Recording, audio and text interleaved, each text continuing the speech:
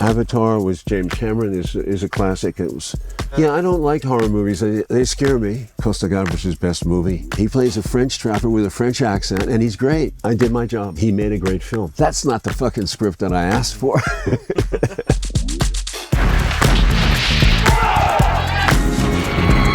I want to kill you.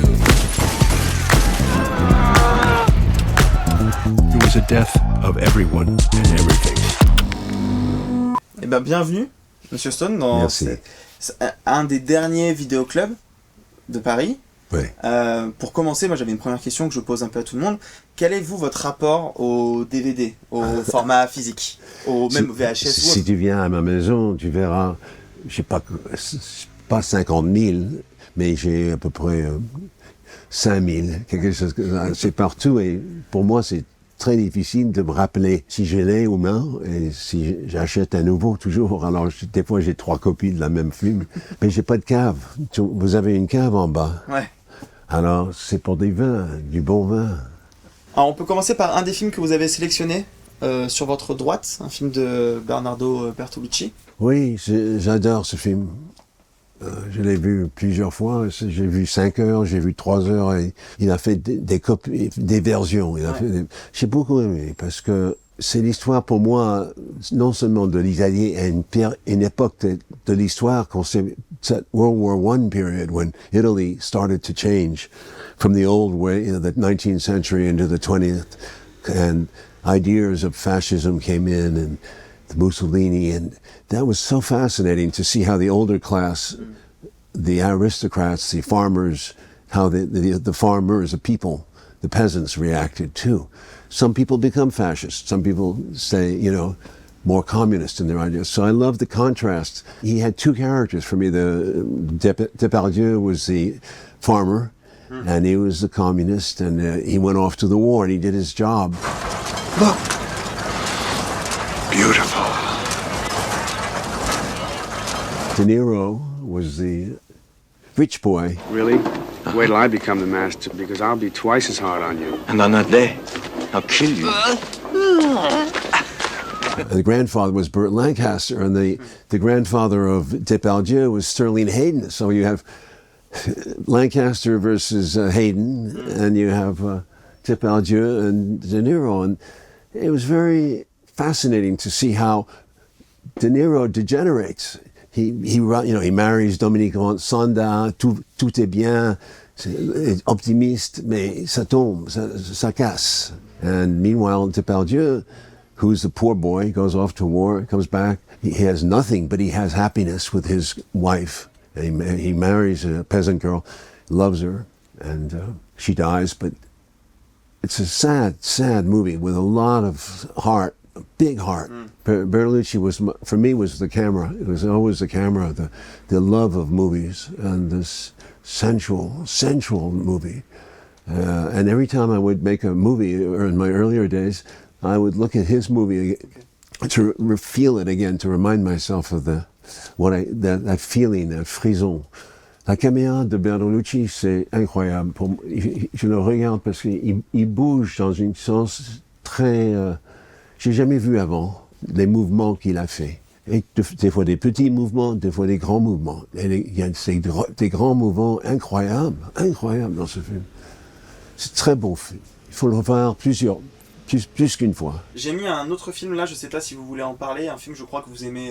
C'est quoi? La bataille d'Alger. Oui, ça, tout le monde parle de ça. That was in film school. Ah yeah? Yeah, I'm sure. The Battle of Algiers was the documentary at that point in time. When I was 69, class of 60, I was in the class of 71. I went in 69. Scorsese was a teacher. He was a very inspiring teacher. I was in Algiers for another, and I met some of the actors, including the woman who plays who's tortured. Okay. She's very good. She told me some stories about that film. She said, it's a great film, but it has nothing to do with how bad it really was at that time and how the French tortured us. But he couldn't go into those graphic details at that time.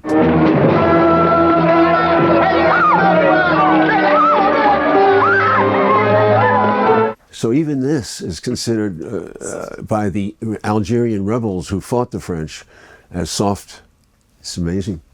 Maybe we can go a little further.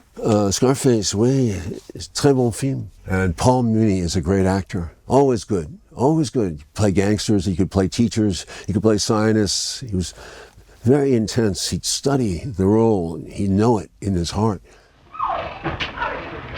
Hey, that's swell. Look at little, you can carry it. Come on, let's get out of here. In fact, Marlon Brando was one of his favorite, always said Paul Muni was one of his favorite actors. And I've seen him as a Frenchman. He was great as a Canadian trapper.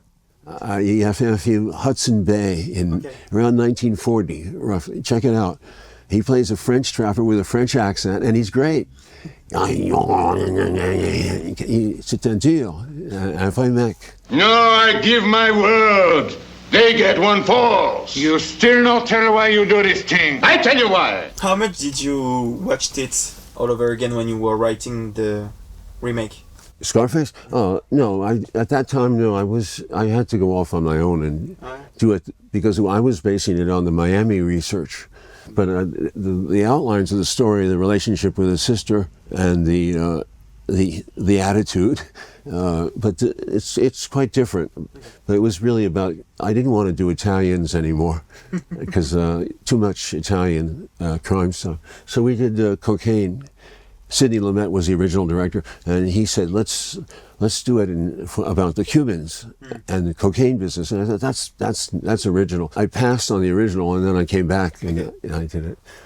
It had a hard history, that one. Scarface was an expensive movie, and it was hard to make and slow, but it turned out okay because they really sold it more in DVD, more later, after the film came out.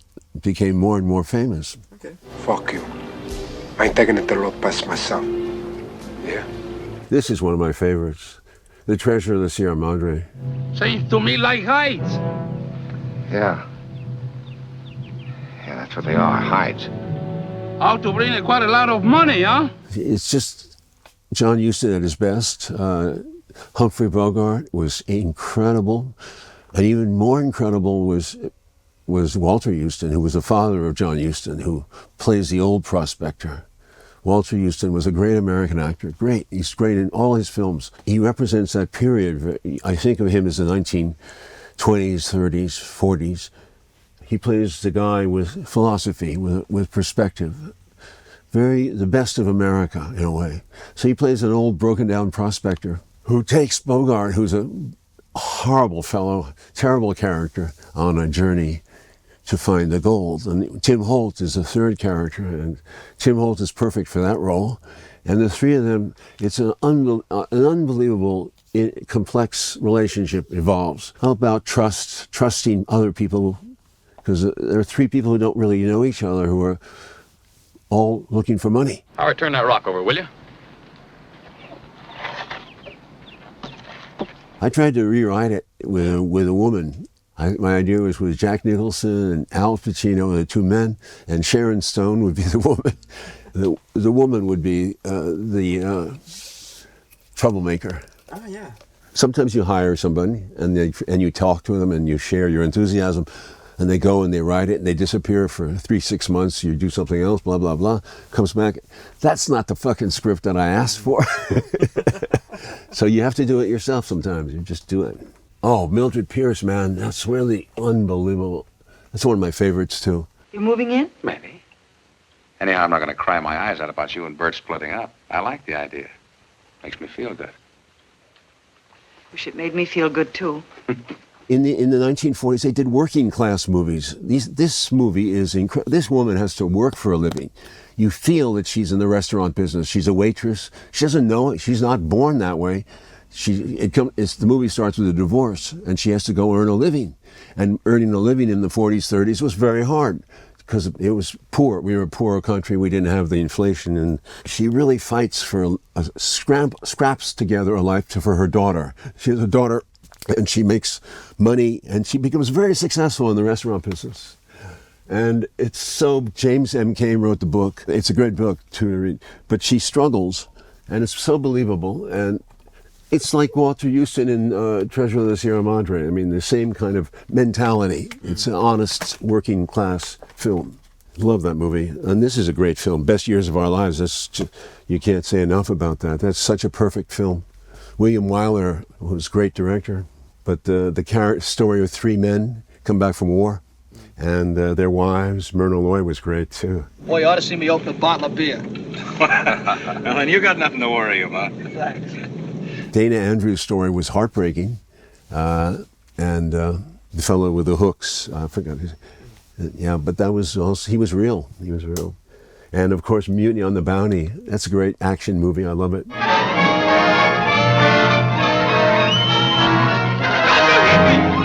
Still to this day, they never made as good one again as this. They tried. Anthony Hopkins and Mel Gibson.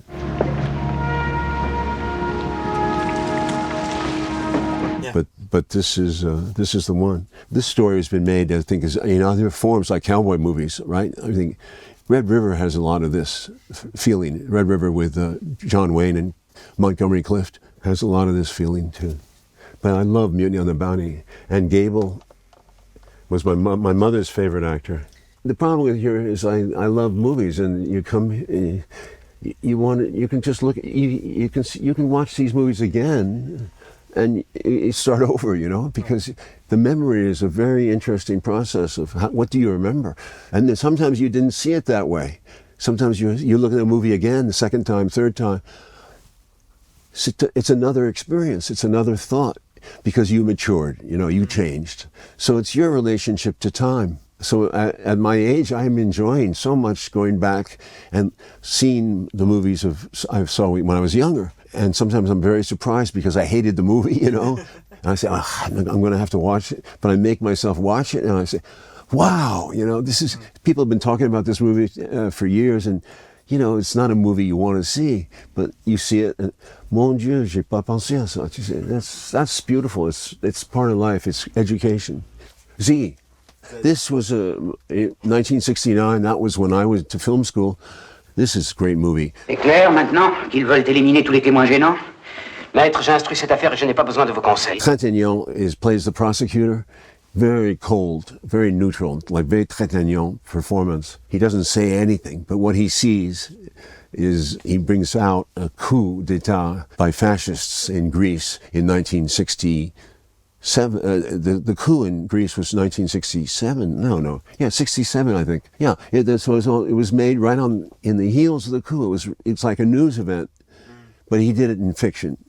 It was done as a fiction, a drama.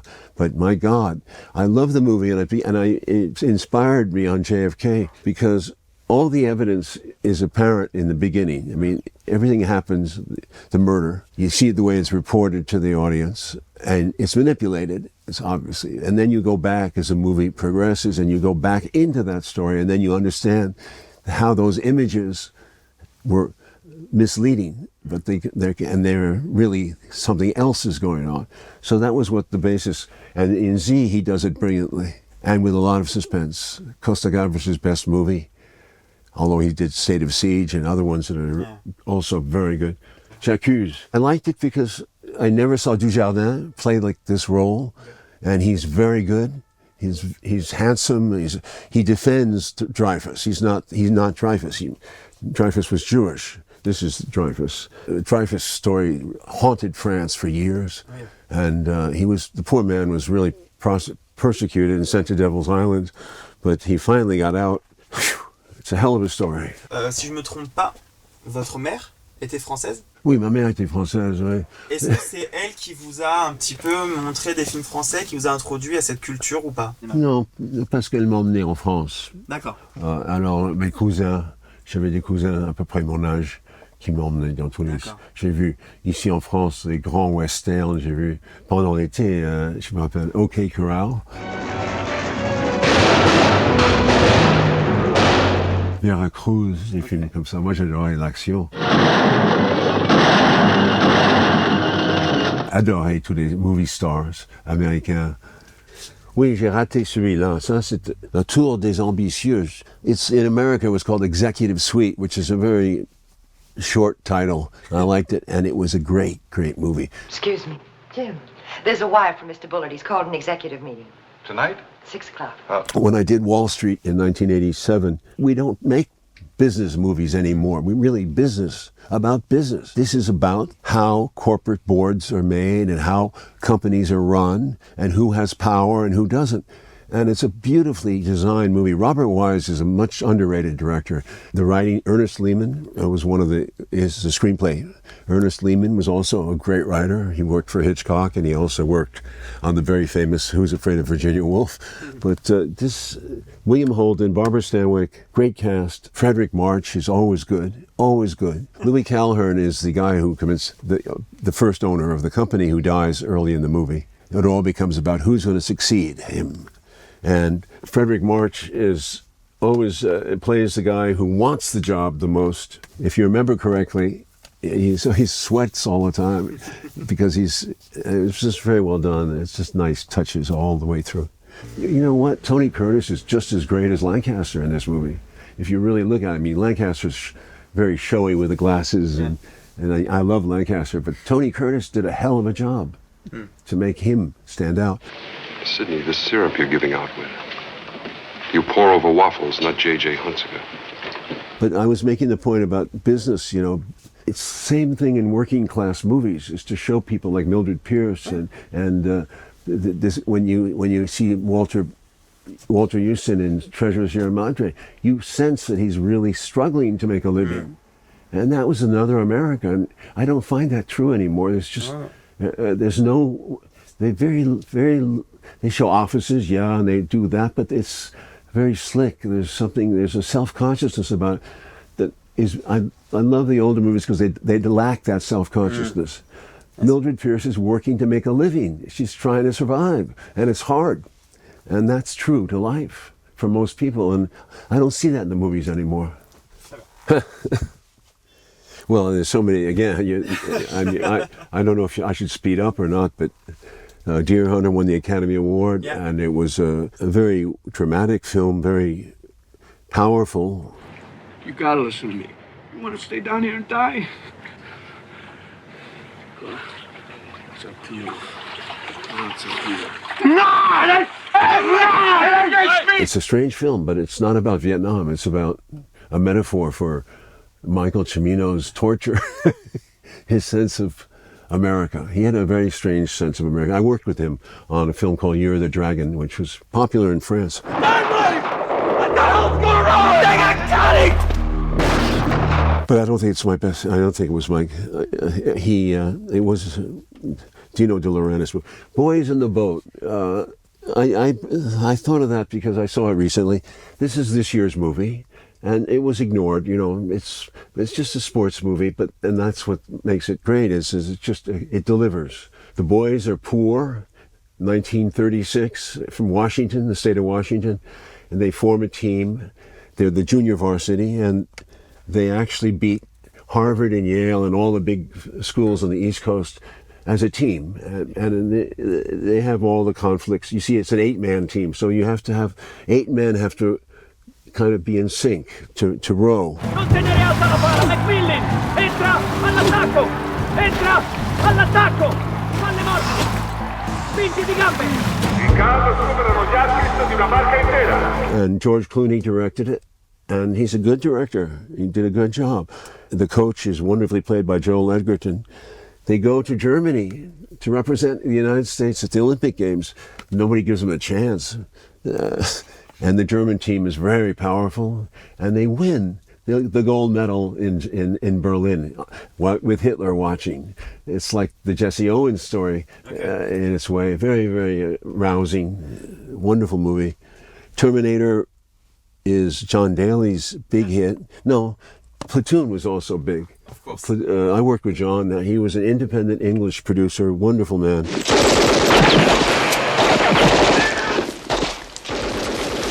You dedicated your book. He gave me my break. We did Salvador and Platoon together. John was a fighter, a scrapper.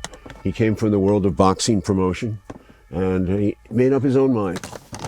In other words, Hollywood didn't really accept him. So, you know, he said, fuck, he said, the hell with them. I'm going to make this movie. And then they wouldn't distribute Salvador. So he said, I'm going to distribute it. And he distributed it. So he was that kind of man. He would, independent. totally independent. You don't find many of them. It's intimidating to make a movie where you don't have the money to make it, and certainly John was a character. Avatar was James Cameron, is a classic. It was.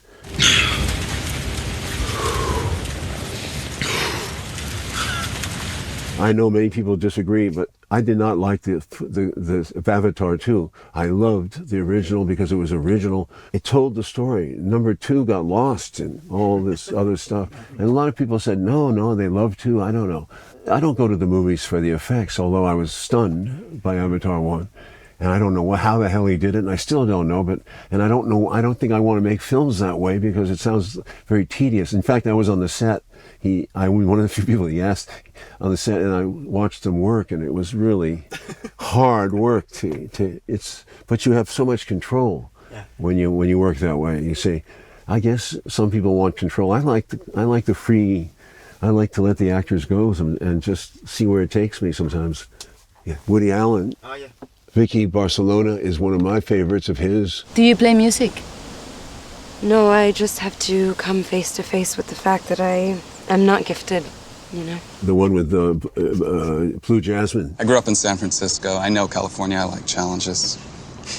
You from out here? New York.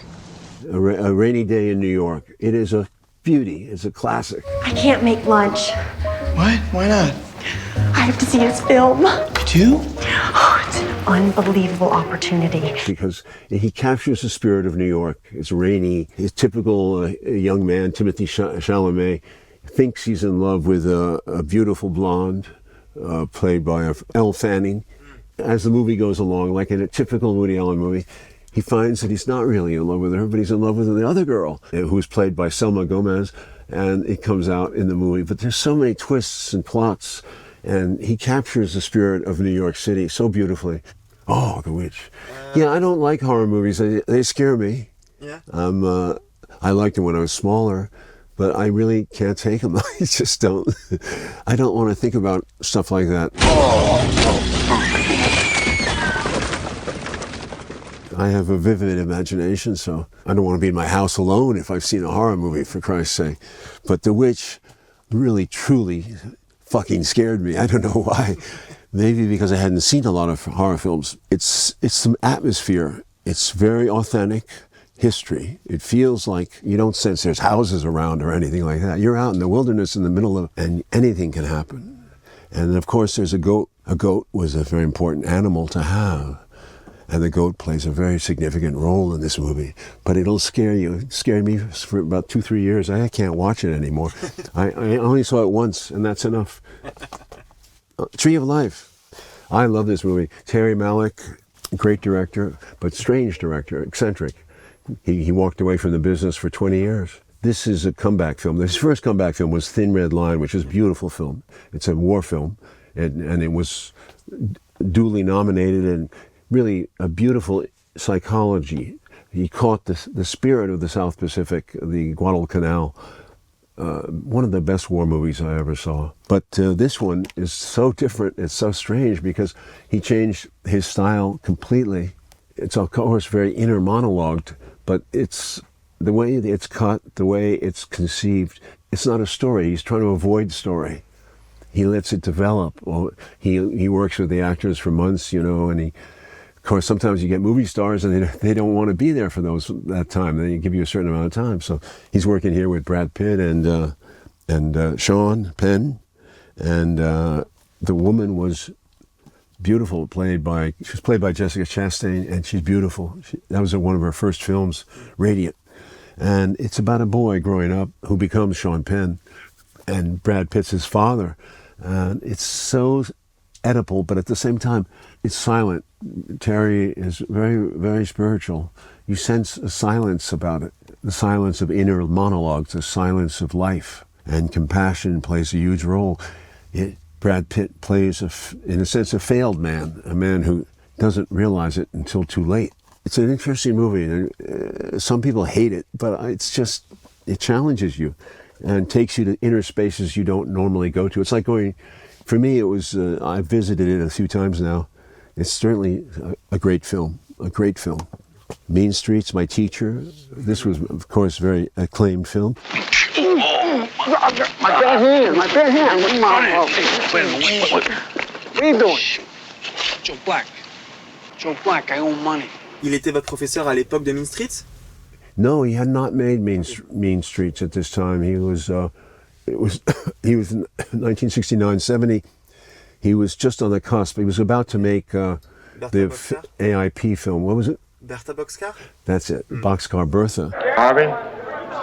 Who is that son of a bitch? How's that, Sheriff? I mean, which son of a bitch? You know the one I mean. Went over there shaking hands with that nigger. Good to see you. I didn't expect to see you no more.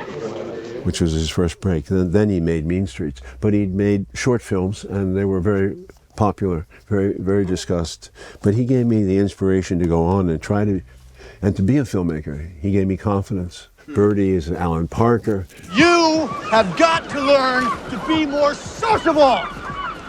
But you've worked with him? I worked with him, yes. Twice. And on Midnight Express. Looking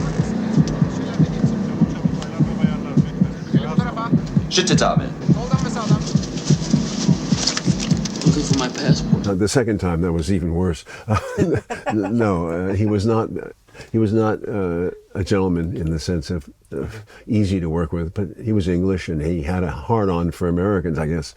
I was not. I did my job, and he made a great film. That's what matters. It doesn't always get on. People don't always get on very well in movies, but doesn't matter. Sometimes people hate each other on the movie, and they make the best love stories of all, you know. In Natural Born Killers, Woody and Julia didn't get along, but that didn't matter. They worked. So the W is one of my. I brought these two up because Nixon and W. They're two president films I did. Two different men. And Nixon was deep, paranoid.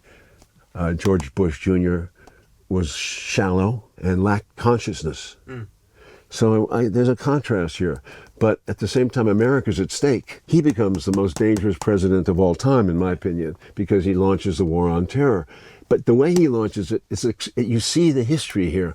And what you should look at, if you're interested, is the structure. When we come to Nixon, it starts with him in the present moment at Watergate, and then it goes back into the past, and back into another past, and back. I think we're running like 4 different storylines at one point, 4 different storylines in the same movie. It's the most complex movie I ever did structurally, but I loved it. It was 3 hours and 13 minutes, the longest one I did. But I loved Hopkins and I loved Joan Allen and all the actors I had in it that were special. Everyone, they really put out, and it comes together in a very, very, and at the end, no matter who you are, you have to feel compassion for Nixon because he's a tortured man. He tortured himself. He drove himself crazy. And you understand why. This man sent us to war, and we're still in that war. We never got out of it. And but he is funny because he's an idiot. I mean, a moron, more. But I mean, he's not.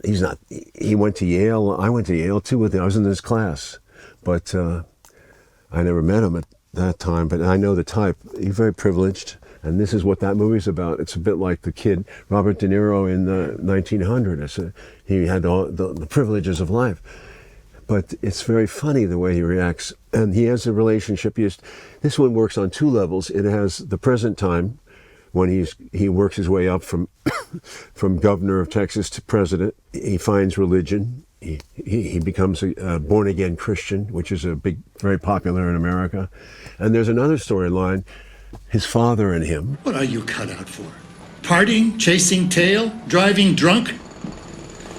What do you think you are? A Kennedy? You're a Bush. Act like one. His father went to Iraq, the war in 1991, and his son goes to war in 2003. So, and partly to finish the war that his father started. And it makes the connection very clear. But what you sense is his background, where he comes from, how he's incapable of, he's just not presidential material but he's very direct, and he's very American, and he's very Texan. As a result, people like him because he's social. Some people say that was not a legitimate election, but it's I really worked on this movie hard, and I don't think it was because people hated when they came out in 2008. They rushed it. Lionsgate rushed it out, and people hated Bush at that time. He'd been in the office for 2 terms. I hated him too for what he did, but it was the wrong time to bring a movie out. You don't bring a president is least popular at the end of his terms. So 2 terms of Bush was enough. People were sick of him. Picture died, and it's a shame because it really is structurally. Look at the structure of Nixon and look at the structure of W back to back, and you'll see how the structure works. And I love structure in films, and I love to play with it. Documentaries are important in your life, in your career. Yeah, I got into documentaries. I made about 12 now, I think. You don't have to do the same amount of work in terms of in the world of feature film. You have to provide everything. You have to provide the atmosphere, the sets, the decor. You do everything. I mean, you have no idea the amount of work that you take for granted when you see a movie. Everybody's working very hard. Director of photography, so much is detail. A documentary, you go out there in the streets and you have it all. What you have to do is find the story that you want to tell. All of them were tough documentaries to do, but I really enjoyed making them. And I learned something from them. Now, I just made a film, a new one, Nuclear Now, which is coming out in France. That's why I'm here. The trend of politicians around most developed countries of shutting down well-working nuclear reactors met little political opposition. It's about nuclear energy. It fights for nuclear energy. It tells you why it's important. In France, you know about nuclear energy because 75% of your energy comes from nuclear. You're the best organized country in the world for nuclear energy. If every country did as France did, we wouldn't have climate change. We would not have it. That's what's insane about this whole situation. France has been a great example. I hope you have a chance to see that movie. Then I did also a documentary about Lula of Brazil, who is the president, and his narrow re-election this last year, narrow against Bolsonaro. It was a fascinating story because he was thrown in jail. Lula was thrown in jail for corruption. How he gets out of jail and how he runs for office again for the 3rd time, and he wins barely. It's really quite a tale. And Lula's a heroic character, and I think you get to know him pretty well. So that's where we're at. Thank you very much. Okay. Konbini. Merci beaucoup.